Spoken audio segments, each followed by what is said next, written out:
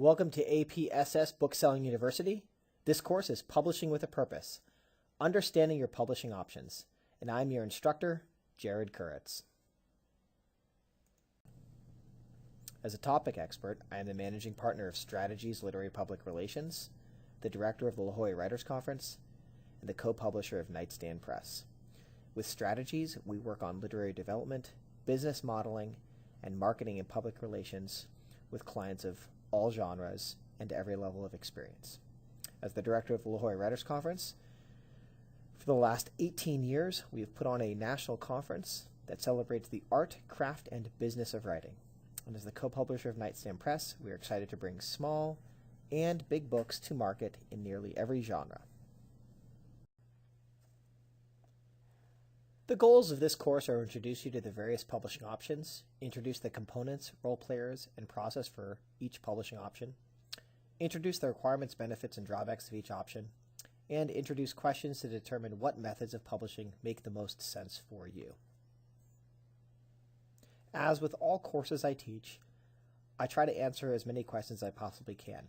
But should you have any questions when you finish this course, you will see my contact information on the last slide, and I encourage you to reach out with any follow-up questions. As with almost any class I teach, I always start with a simple question. What is your business model?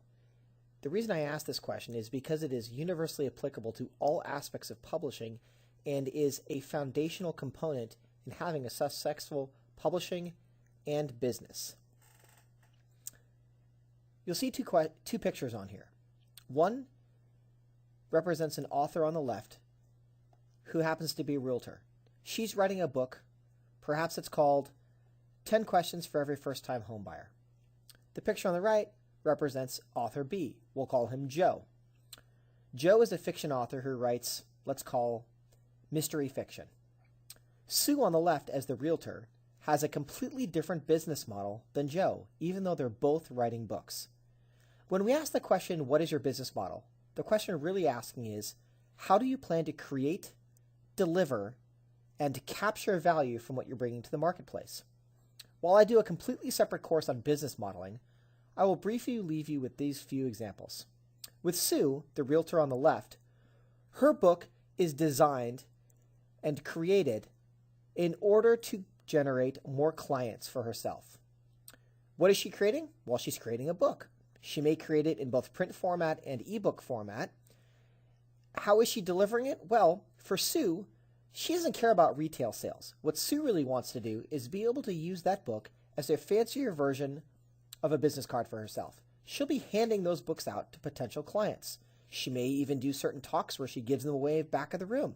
She may even give the ebook away or offer the print book away for free through her website in order to capture people's contact information, such as their email addresses and the area zip code in which they live. This will give her an ongoing list of potential clients. So for Sue, what she's creating is a book. How she's planning on delivering it is mostly through giving it away by hand, or back of the room talks, or even through her website. Well, how is she planning on capturing value from that book she's written? For Sue, it's not about royalty sales. For Sue, the realtor, it's about building clients. So if she's giving it away, and in exchange for that, she's opening up opportunities to build her client list, that's all she needs. On top of that, she could be getting more visibility on local media, perhaps talking about the state of the real estate market or anything else, because she has the credibility of now being an author. So for Sue, her captured value is very different than our other author, Joe, our mystery novelist. With Joe, what he really wants to do is write 1 or 2 books a year, have his agent keep selling them into his publisher, and he collects his advances and his royalty checks. That's all Joe cares about. So what Joe is producing is also a book like Sue. How he's planning on delivering it is certainly different than Sue, and the value captured is remarkably different. They're both producing books, both completely different business models. I encourage everyone today to sit down and answer the question of how do they plan to create, deliver, and capture value from what you're bringing to the marketplace. Let's talk about these publishing methods. There are a lot of different publishing methods out there, and we often see them under different names and called different things simply so that people can pretend they're new and different. What I have for you here is 5 basic publishing methods, and I'll explain each one and give you a little bit of background. Traditional publishing. I call it the totem pole. You write the book, you find an agent, the agent finds a publisher, everybody makes millions of dollars, and everybody's happy. Maybe. But it's called the totem pole because it's sturdy, it's high visibility at the top end, there's a set hierarchy, there are significant limitations in terms of mobility for this business model, and it's difficult to acquire. Traditional publishing in general is represented by Knopf, Random House, Scholastic, and all the other big publishers in the marketplace. Cooperative publishing is very similar to traditional publishing. I call it the blind date, however, because there's shared risk and shared reward. It's also referred to as hybrid publishing. With cooperative publishing, rather than in traditional publishing where the publisher absorbs all of the production costs for the book, in cooperative publishing, the publisher and the author share in the production costs, and therefore the royalty structure is slightly higher.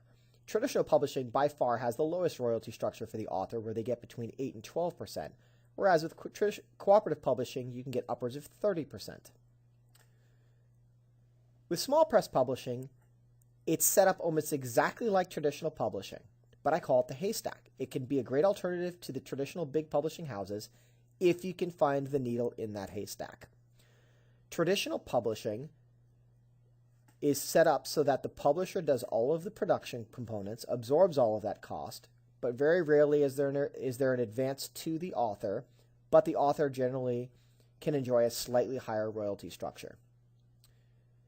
With self-publishing, you really have 3 or 4 different methods of self-publishing. You can do a traditional print run for self-publishing, you can do print on demand, you can do an ebook, you can do an audiobook, or a combination thereof.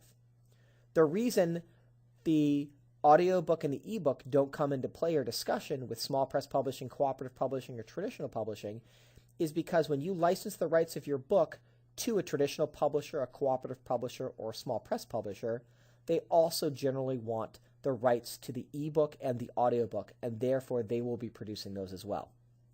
With self-publishing, I call it the Cinderella. Dressed and presented properly, it has all of the same opportunity for success and profit as a traditionally published book. The exact same. It offers the most amount of flexibility to any business model and potentially the highest royalty structure. And we'll get into the details of all of these in a minute. Last on the list for a reason is vanity publishing.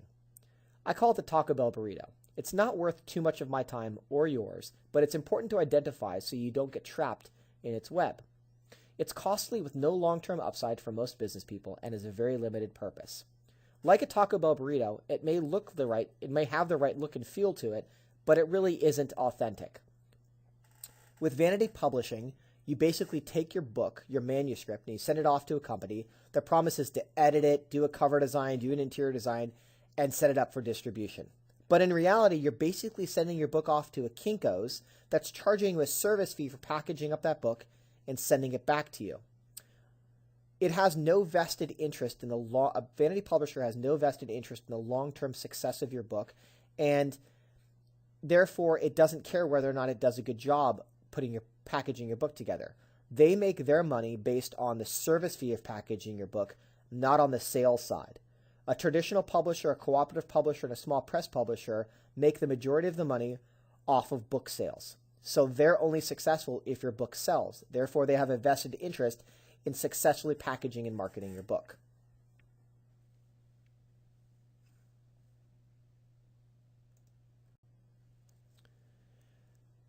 Print book publishing components are universal whether you're doing traditional publishing, cooperative publishing, small press publishing, or a print version through self-publishing.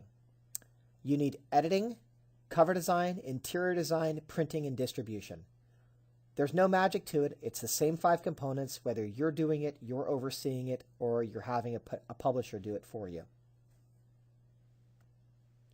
With ebook publishing components, they are very similar. You still have a book edited. You have to do a front cover rather than a front and back cover. You need interior design. You do ebook conversion, which means taking that print version of your book, the manuscript, and converting it to a .mobi and a .epub file. The Mobi files are for Kindles in the Amazon family, and the EPUB files are pretty much for every other reader. And then you have distribution, so very similar to a print book. With audiobook publishing, the components again are very similar. The book needs to be edited. You have a cover design, which in this case happens to be front cover only, and it's a square cover. Don't ask me why they make it square, but they do. You need to have narration, which could be you or a third party. You have audio editing that gets done, and then you have distribution. So again, 5 components for every method of publishing your book. With traditional publishing, these are the role players. You have an author, an agent. The agent finds a publisher. Depending on the size of the publisher, they either have an independent distributor they work with or they have in-house distribution. The distribution then sends the books to the wholesalers. There are 2 primary wholesalers in the book industry who are Ingram and Baker & Taylor. And then Ingram and Baker & Taylor works directly with the retailers to warehouse the books, fulfill orders, request books from the publisher or distributor, and so forth. With traditional publishing, the author writes the manuscript, the author finds an agent, the agent ideally sells to a publisher, there's likely an advance against royalties, generally speaking fairly small, and the publisher brings the market on its terms. There are no out-of-pocket costs.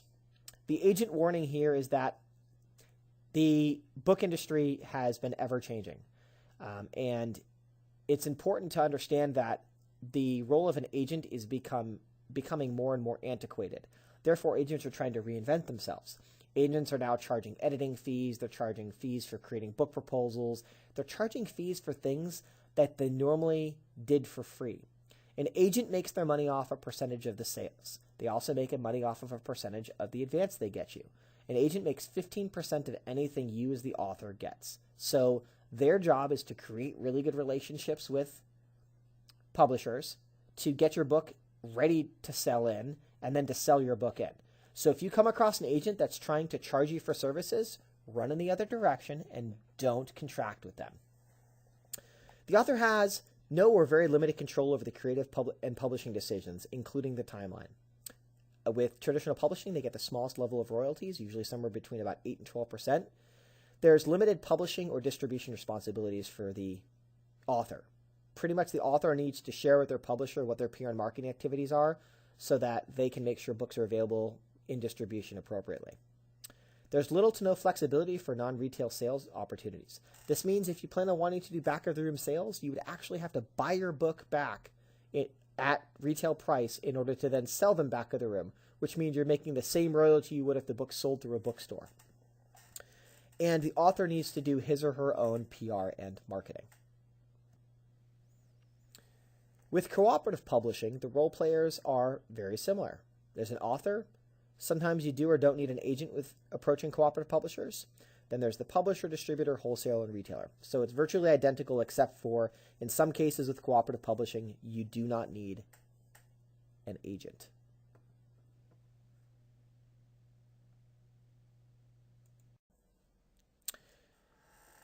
With cooperative publishing, the author writes the manuscript. Generally, there's no agent needed. The publisher often accepts some input from the author while producing and publishing the book. There's no advance, and the cost should be split fairly evenly. I'll be explaining what the different expected costs are for the different production components for a book a little later on, but you need to understand this as the author so you know you're getting a good deal. The author should get a larger royalty on retail sales, generally 30%. The author should enjoy significant flexibility with non-retail sales. You should get about a 50% discount in order to be able to do specialty market sales and so forth. A big warning is that many vanity publishers try to tout themselves as cooperative publishers, and you want to vet this very carefully. You can ask them what their publishing model is. You can ask them what kind of sales staff they have. You can ask them what their royalty structure is. You can ask them how much money you'd have to put up. If they ever require you to buy bulk books, that's another big red flag, but you got to be really careful with that.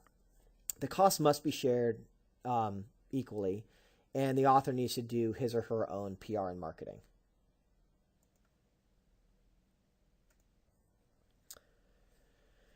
With small press publishing, the role players are the author, the agent, sometimes you need one, sometimes you don't, publisher, distributor, wholesaler, and retailer. What you'll find with small press publishing, cooperative publishing, and traditional publishing is that the role players are identical, except for the fact that with small press publishing and cooperative publishing, you only sometimes need an agent. With small press publishing, the author writes the manuscript, the author finds an agent, the agent sells to a publisher, sometimes no agent is needed, the publisher handles publishing duties and costs and brings the book to market on their terms. There's no or very small advance. Only a few times in my 17 years doing this have I ever seen a small press publisher offer an advance. Authors can generally negotiate a bit more creative control. There's little to no advance, but potentially higher royalty percentage. You should enjoy about a 30% royalty structure. You must vet small press publishers carefully. You want to vet them for solvency, you want to vet them for knowledge, and you want to vet them to make sure that they know what they're doing and that the costs are appropriate.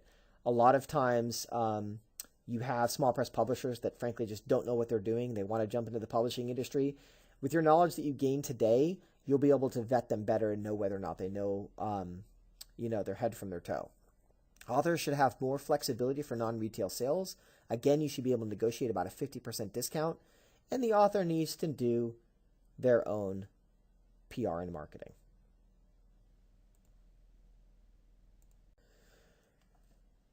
Again, the role players for self-publishing is pretty similar. The only difference is that the author is the publisher.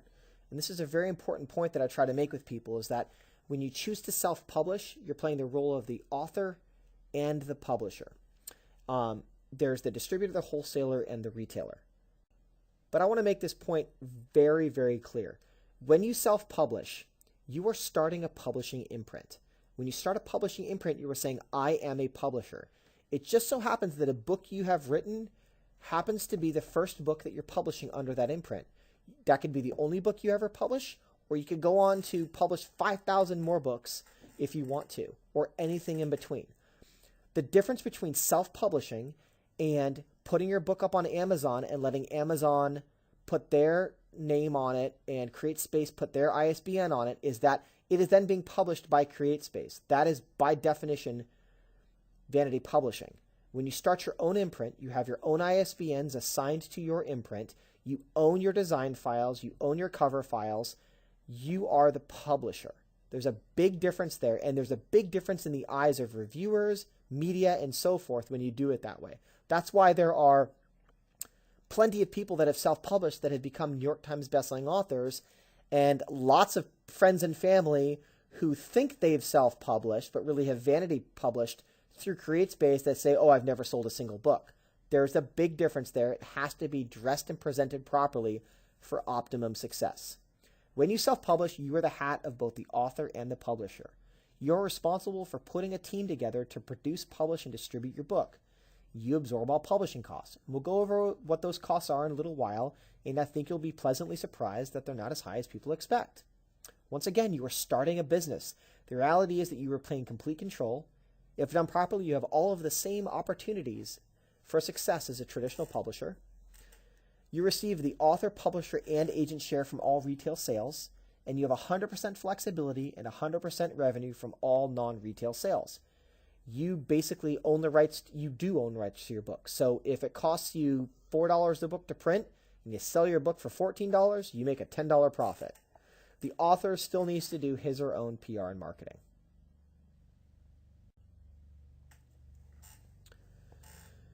Vanity publishing. You'll notice that I did not put a pyramid together for vanity publishing because the pyramid, there are no role players in vanity publishing.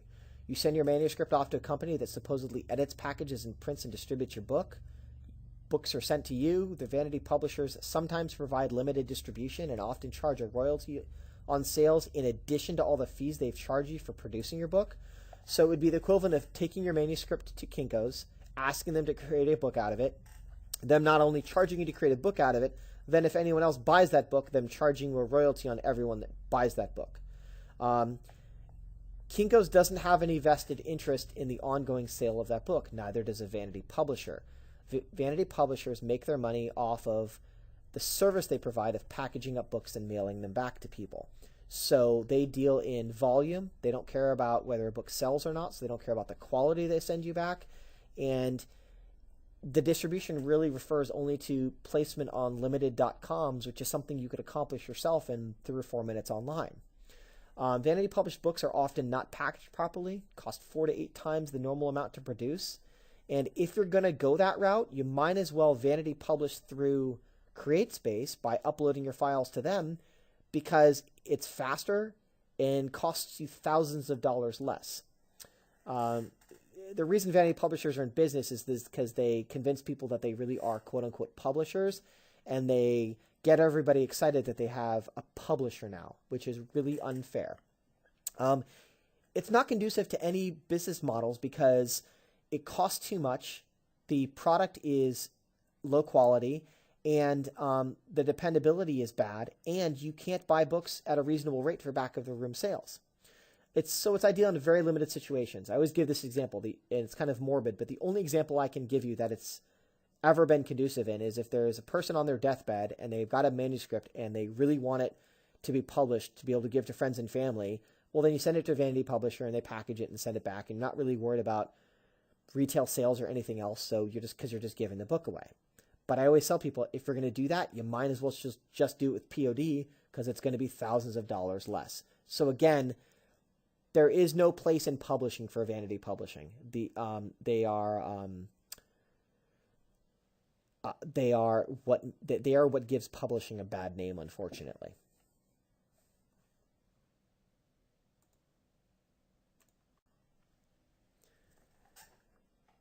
With regard to ebook self-publishing, the role players are as follows. The author is the publisher. You need to arrange distribution, and then you have the retailers that buy from the distributors. And of course, hopefully, you have the consumers that buy from the retailers. With ebook self-publishing, the author writes the book and gets it professionally edited. The book is converted and designed in the primary electronic formats. EPUB is for all readers that are not associated with Amazon, and Mobi is for all Kindle readers. And then the ebook is distributed to the retailers and wholesalers. Now, there's really 3 different ways that your ebook can be distributed. You can manually upload the ebook files to the retail outlets of your choice, barnesandnoble.com, amazon.com, and so forth. You can hire an ebook distributor for a fee of somewhere between $100 and $300. That ebook distributor will distribute your book fairly comprehensively to a ton of online retailers and wholesalers, and they charge a one-time fee, and then they don't take a royalty on top of that. So you get the standard 70-30 split you'd get from Amazon and the 50-50 split you would get from all the other retailers without the distributor taking a fee. They simply charge a one-time service fee. And alternatively to that, you can manually upload to a sole distributor. And in this case, I would recommend KDP Select, which is the Amazon distribution family. With KDP Select, you have to give them 90-day exclusivity, which means you can't make your ebook available anywhere else except the Amazon family for 90 days. But in exchange for that, you get access to a lot of really good marketing tools that, in my experience and opinion, generate far more sales than you would lose by not having your book in other marketplaces. And that's because the overwhelming of books that are purchased, these ebooks that are purchased through Amazon anyway. So that would be the method I would suggest.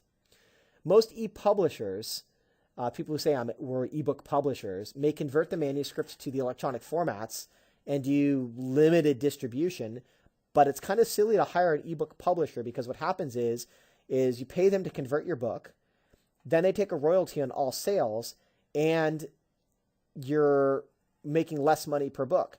If you simply pay a one-time fee to have someone convert your books to the ebook files, you own those files, and you're not paying anybody a royalty off of any of your sales then.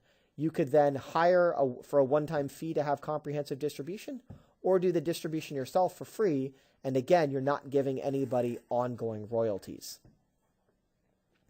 Most traditional co-op and small press publishers require the ebook rights and the audiobook rights in addition to the print rights, so you don't have to worry about that. But what you do want to make sure is that you negotiate a higher percentage of royalties on the ebook and the audiobooks, because the production cost is much lower for the publisher on those, and the ongoing costs of fulfillment and distribution are basically non-existent. They don't have anything to produce. It's electronic files that get fulfilled. As I mentioned before, your self-publishing royalty structure for ebooks is usually 70-30 with Amazon and 50-50 with the other retailers, assuming your book is priced between $2.99 and $9.99.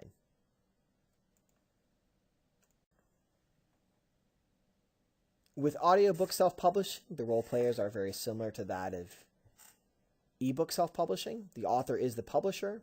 You need a narrator, that may be you, or you need a narrator and an editor, and then you have distribution and the retailers.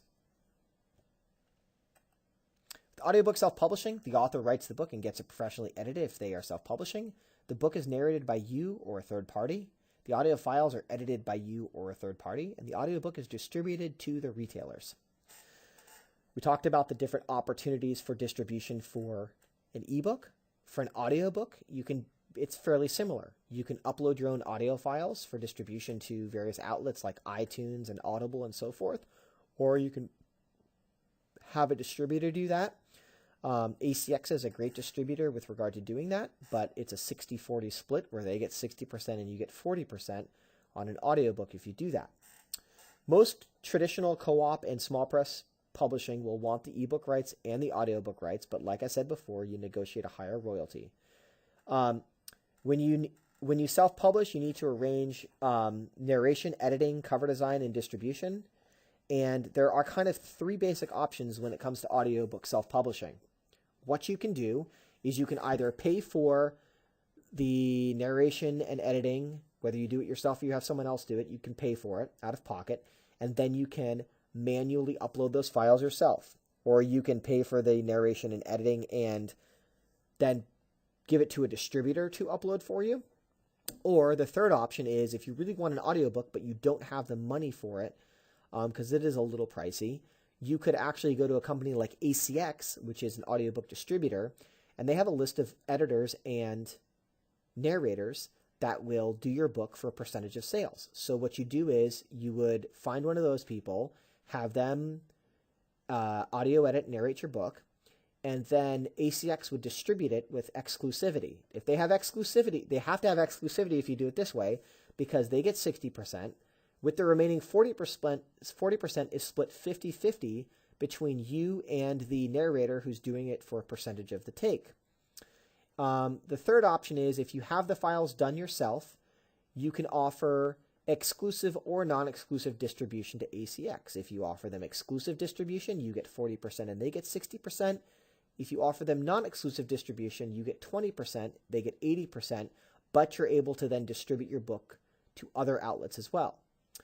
ACX happens to distribute to iTunes, Audible, and Amazon, so they pretty much hit all the big boys on the block in terms of distribution. So if you're going to go with them, there's really no need to not give them exclusivity.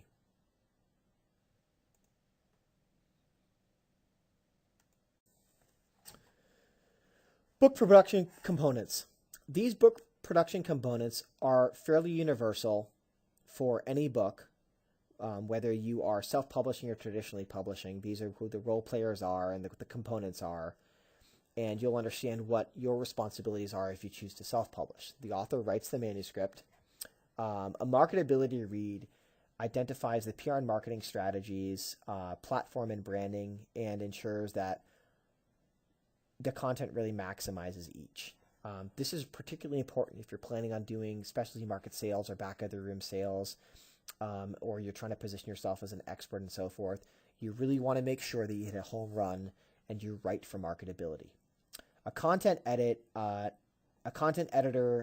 attends to the flow and consistency and tone of your book. They make sure that they improve the writing while maintaining your voice. A proofreader looks for punctuation and grammar, and that should be done to your final manuscript before it goes to design, and then it should be done after the design is done before it goes to print, or just before it goes to print. The cover designer and interior designer hopefully are one and the same. Cover designer can do the front, back cover copy. They do the ISBN. They do the barcode rather, and so forth. And they should also be able to do the interior design. I have so many people tell me that they have a graphic artist friend who wants to do their book cover. What I say to them is have your graphic artist friend do the artwork for your book and then turn that artwork over to a book designer to actually lay out your book, because that's the person who knows what's customary in the industry and what the norms are and how it needs to be done and so forth for the printer. Ideally, your cover designer and interior designer can also arrange for e-conversion or to do it themselves. The printer prints and ships all books to the publisher, distributor, and author if you're doing an offset print run, or the print-on-demand company will print, package, and fulfill orders to consumers based on demand. With print books, you can have a fulfillment or distribution company that warehouses the books, performs fulfillment on sales, and with distribution, they also have a sales staff that hand sells into bookstores. Again, that's a bit of an antiquated model, but it still can be done in certain cases. For distribution for ebooks and audiobooks, we've talked about this quite a bit, but they make the ebook and audiobook available to consumers on retail platforms and fulfills those orders. With the audiobook, their narration and the editing is done by either you or a third party, and that's what prepares the books and the file for distribution. There are several universal factors for determining what publishing method or methods make the most sense for you. The first is asking yourself what your business model is. How do you plan to create, deliver, and capture value from what you're bringing to the marketplace? I've been in this industry for 17 plus years. And like any industry, oftentimes a potential client comes to me and is vetting my company against another company's or maybe several other companies, and they always ask me what's different about us or anything else. And I always say to them, it's our knowledge. And they say, well, what do you mean? I said, well, there are a lot of great publicists out there that can get you on radio and TV and do a lot of the cookie cutter stuff that we as publicists do, that frankly a trained monkey can do. And yes, I just called myself a trained monkey, but it's the reality of it. But most of them are not experts in the book industry. And moreover, most of them don't even know what questions to ask to make sure that they choose the PR and marketing activities that are ideal for you, because they frankly have cookie cutter approaches. And when you ask yourself, what is your business model? That's how do I plan to create, deliver, and capture value from what I'm bringing to the marketplace? Well, as a publicist, and I'm not only a publicist, but I do publishing, consulting, and business development. But as a publicist, even if I didn't do those other two things, the first question I would ask my potential client would be, well, how do you plan to create, deliver, and capture value from what you're bringing to the marketplace? Because unless I know what methods of publishing you're choosing, unless I know what products you're producing, and unless I know how you plan on bringing them into the marketplace and how you want to capture value from bringing those products into the marketplace, how am I possibly supposed to know what PR and marketing activities make the most sense for you? So simply stated, if someone asks me what the most important tool in successful PR and marketing it is, I'd say your business model. And if that's the most successful tool, I would very much hope that any PR marketing firm that you work with asks you about that before they suggest any activities for you. Your business model will help you determine what publishing method or methods make the most sense for you based on what you're trying to accomplish. What role does your book play in your overall business model? Well, is it a foundational component? Is it going to be used to generate client leads? Is it going to be used as a primary source of income, or anywhere in between? You need to answer that. From where do you anticipate making the majority of your sales? This comes back to capturing value, and this comes back to how do you plan to deliver this product? If you're making the majority of your sales through back of the room, then you probably shouldn't traditionally publish. But if you're planning on making your majority of sales through traditional retail sales, and you're not planning on doing much in the back of the room, and really you have a day job and you're writing for as kind of as a second shift, then traditional publishing make the most sense for you. How many books do you plan to write? One of the reasons you ask this question is because if you're planning on pitching agents and publishers, they don't want one-book wonders. They want people that are going to produce far more than just one book.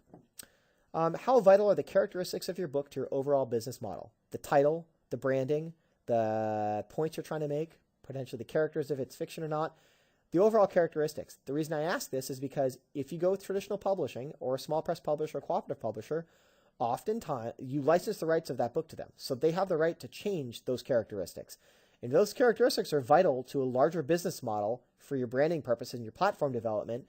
then you have to make sure you retain the control and the rights to those things. What is your overall working budget for this project? The reason you need to ask yourself that is because if you can't afford to self-publish, or there are certain parts of self-publishing that are cost prohibitive at this point in time, you need to plan accordingly and rub your nickels together and pick and choose from the best possible choices for yourself. When do you need or want this book available? The reality is that if you go with a traditional publisher, you're looking at probably 18 to 24 months before that book hits the market. And if that is not conducive to other aspects of your business model, then you need to arrange a way for that book to be in the marketplace sooner than that.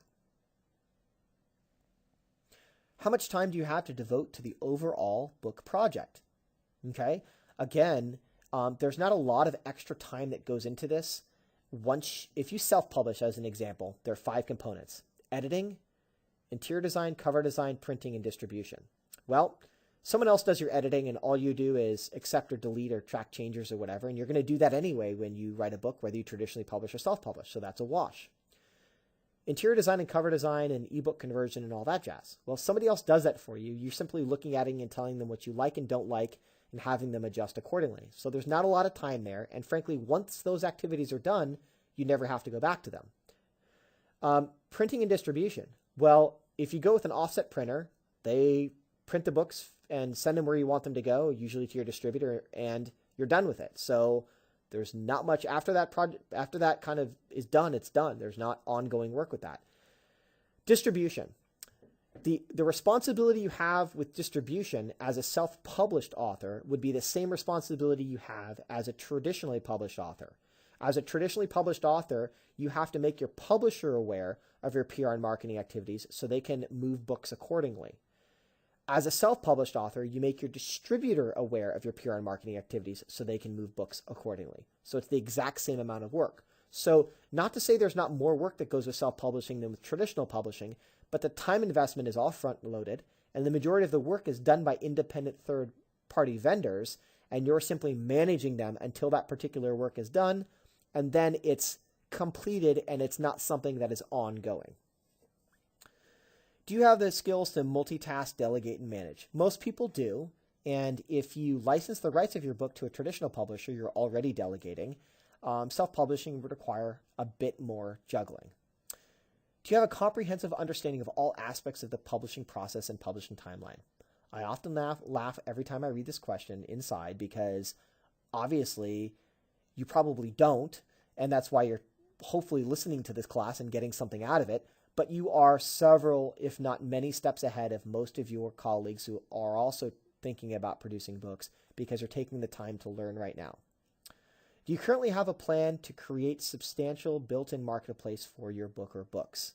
This is a great question because if you do have a plan for generating, let's say, 5,000 sales of your if you plan on being able to build a marketplace where you can anticipate 5,000 sales of your book or more in the first 18 to 24 months, and then 5,000 sales every 18 to 24 months thereafter, then you really shouldn't traditionally publish because you are leaving so much money on the table. And we'll get to that in a minute.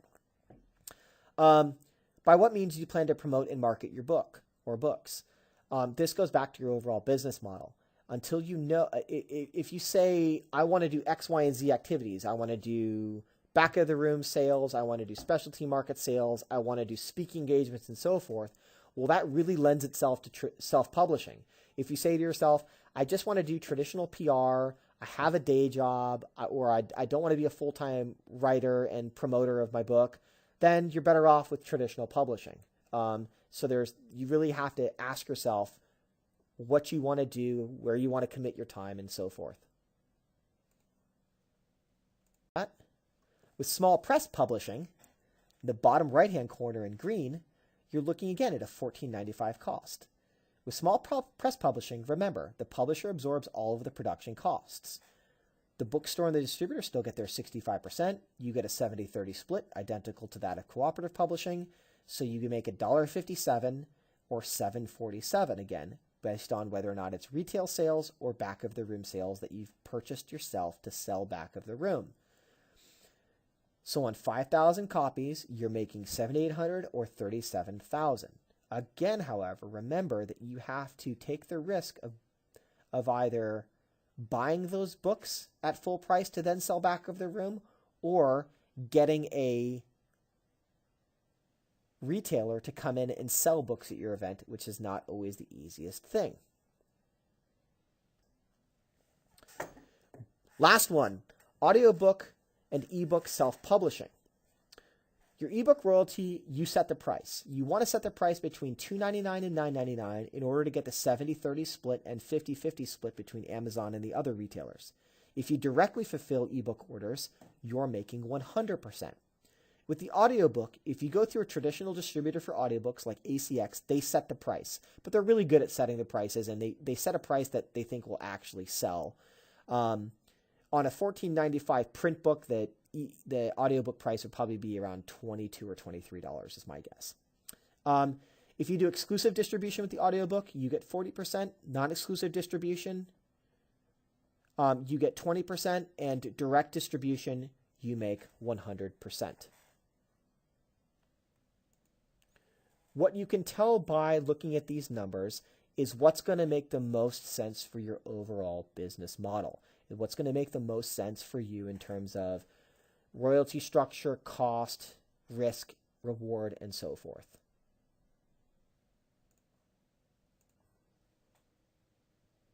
As promised, here are the book production components and costs. The author writes the manuscript. Other than blood, sweat, tears, and time, it doesn't cost the author anything. With the marketability read, you're going to spend between $250 and probably $750 in a marketability read, depending on the length of your book and the shape it's in. With a content edit, you're going to spend somewhere between $250 and $3,500 on that thing. I've had a client give me like 300 or 400 pages worth of blogs that were completely out of order and disjointed and had no flow to them, and said, "Can you put this into a book for me and make this into a smooth flowing book?" Obviously, that kind of project costs a lot more. But with most of you, you're going to have written a book, revised it several times, made it pretty darn clean and smooth, and turn it over to a content editor. That's going to cost you far less. Proofreading is going to cost you about 0.0125 cents per word. That's kind of the standard rate. And you're going to do not skimp on proofreading. Do not skimp on editing. The book is such a reflection of you that that's the last place you want to cut corners. Cover design is going to cost you between $500 and $1,000. I've seen people spend a heck of a lot more. Don't do that. And I've seen people spend a heck of a lot less and not get what they need. So don't do that either. Interior design is going to cost you roughly a $250 template, which is they'll set up several different options for you, looking at the first 3 chapters of your book. Let you pick and choose from that potpourri of what you like. And then it's about $4 a page for formatting after that. If it's a more complicated book, like a cookbook or something complicated like that, then the formatting per page cost is going to be more expensive. Printing will cost you anywhere from $0 to $5,000 plus. If you do an offset print run, that's where it costs a lot of money. If you do print on demand, it basically costs you no more than $49 to set it up. I've said this before, but because of the way the industry has changed and because of the revolutionary steps print on demand has taken to mimic the same opportunities for distribution that traditional distribution offers, in very rare cases does an offset print run make sense unless, this is the big unless you have built-in demand. Let's say you set your books up for print on demand for all retail purchases so that the average consumer can access them through print on demand. Let's say you're also looking to network for specialty market sales and back of the room sales. Well, if you get a specialty market sale of 2,000 copies for your book, you're going to want to print them with an offset printer because it's going to cost probably 25 to 50% less than if you went, or maybe more like 75% less than if you went through print on demand for that many books. So offset print runs absolutely have their place, but now they have their place to fulfill orders that have come in, not in anticipation of orders, if that makes sense. So you really have to be smart about that. And then fulfillment or distribution. If you do fulfillment and distribution with print on demand, it's going to cost you $0 to $49. If you do traditional distribution, it's going to cost you $0 to $750. And they take a percentage of all sales. And if you do traditional fulfillment, it's going to cost you about a $300 setup fee, a monthly fee of about $100 to $150 a month, and then they take a smaller percentage of sales.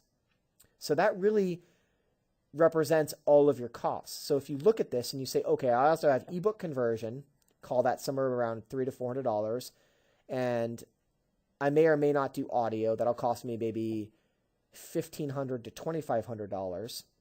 Then if you only did your ebook conversion for now and your print book and set the audiobook aside, you're looking all in to get a book produced properly and packaged for self-publishing purposes for way under $5,000, probably more like $3,500 if you're really smart with your money, $3,500 to $4,500, which if you look at the math on how many books you need to sell from a business model perspective to break even and then start making a profit, it's not that many books at all. It's, under 1,000 books. And I always tell people this, if you can't anticipate a model where you're going to be able to sell 5,000 books or more in the first 18 to 24 months, then you probably shouldn't be looking to publish a book in the first place, because no traditional publisher is going to be interested in that. And as a self-published author, how does it work with your business model? Unless, of course, you're Sue the Realtor, where the number of books that sell have nothing to do with your overall business model in terms of capturing value. It's used as a marketing and advertising tool. So with all that being said, be smart about it, think about your business model, consider your options carefully, and then go from there. As I've said, if you have any follow-up questions, absolutely feel free to contact me. My name is Jared Kuritz. I'm at jkuritz@strategiespr.com, and I can also be reached through my website at www.strategiespr.com, where you will find a link where you can request a complimentary consultation as well. I hope you've had a great day. Thank you so much for listening.